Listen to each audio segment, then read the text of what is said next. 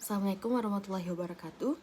Perkenalkan, nama saya Siti Aisyah dari Program Studi Komunikasi dan Penyiaran Islam semester 3 angkatan 2024. Jadi di sini saya akan menjelaskan mengenai 10 materi announcing pada semester 3 ini untuk tugas UTS. Jadi yang pertama ada announcing. Jadi ini tentang definisi, tanggung jawab, dan juga skill.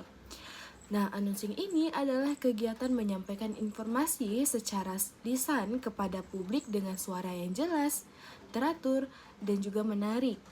Jadi, tanggung jawab announcer adalah menyampaikan pesan dengan benar, menjaga etika siaran, dan membuat audiens itu memahami isi pesannya.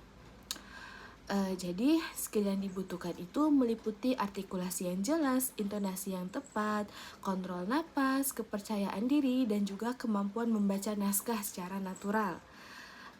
Materi yang kedua ada radio format. Jadi, radio format itu konsep atau ciri khas sebuah radio dalam menyajikan siaran. Jadi, format itu menentukan jenis program, gaya penyiaran, musik, dan juga target pendengarnya. Dengan format yang jelas, kita sebagai announcer itu jadi tahu cara berbicara dan bersikap sesuai karakter radionya. Terus materi yang ketiga ada teknik mengeluarkan suara. Jadi teknik ini bertujuan agar suara itu terdengar nyaman dan tidak cepat lelah. Hal utama adalah pernapasan diafragma, posisi tubuh yang rileks, dan pembukaan mulut yang cukup. Teknik ini membantu suara terdengar bulat, stabil, dan juga enak didengar. Yang keempat ini ada teknik dasar siaran. Jadi, teknik dasar siaran ini meliputi opening, penyampaian isi, dan juga closing.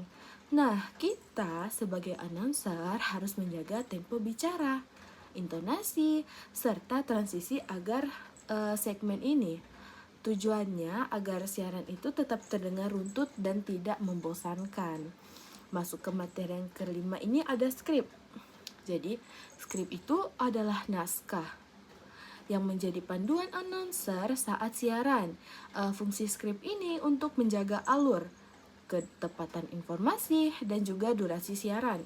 Meski memakai skrip, announcer tetap harus terdengar santai dan tidak seperti membaca. Kita masuk ke pembahasan yang keenam, yaitu siaran one man. Siaran one man adalah siaran yang dibawakan oleh satu penyiar saja. Announcer ini harus mampu mengisi suasana, menjaga energi, dan berbicara seolah-olah dengan pendengar. Nah, kreativitas dan improvisasi announcer itu sangat dibutuhkan dalam jenis siaran ini. Terus selanjutnya yang ketujuh ada siaran tandem. Nah, siaran tandem ini dilakukan oleh dua penyiar, beda dari siaran one man tadi. Kunci utamanya itu adalah kerjasama, pembagian peran, dan saling memberi ruang bicara. Jika kompak, siaran tandem ini terasa lebih hidup dan juga interaktif.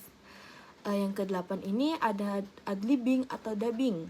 Adlibbing ini adalah berbicara spontan tanpa naskah, sedangkan dubbing ini sebaliknya, yaitu berbicara dengan naskah. Kalau adlibbing itu kan menuntut kelancaran berpikir dan penguasaan materi. Nah, sementara dubbing itu menuntut ketepatan intonasi, tempo, dan juga ekspresi suara. Nah, yang kesembilan ini ada teknik wawancara. Jadi, wawancara adalah proses menggali informasi dari narasumber. Announcer ini harus menyiapkan pertanyaan, mendengarkan dengan baik, dan juga menjaga alur pembicaraan. Sikap sopan dan netral ini sangat penting agar informasi yang didapat itu maksimal. Nah, yang terakhir ini ada reportase. Reportase adalah penyampaian informasi langsung dari lokasi kejadian. Nah, announcer ini harus menyampaikan fakta secara jelas, singkat, dan juga akurat. Kecepatan, ketepatan data, dan kemampuan deskripsi itu menjadi kunci utama dari reportase. Jadi mungkin hanya segini saja mengenai 10 materi announcing pada semester 3 dari saya, Siti Aisyah. Saya ucapkan terima kasih. Wassalamualaikum warahmatullahi wabarakatuh.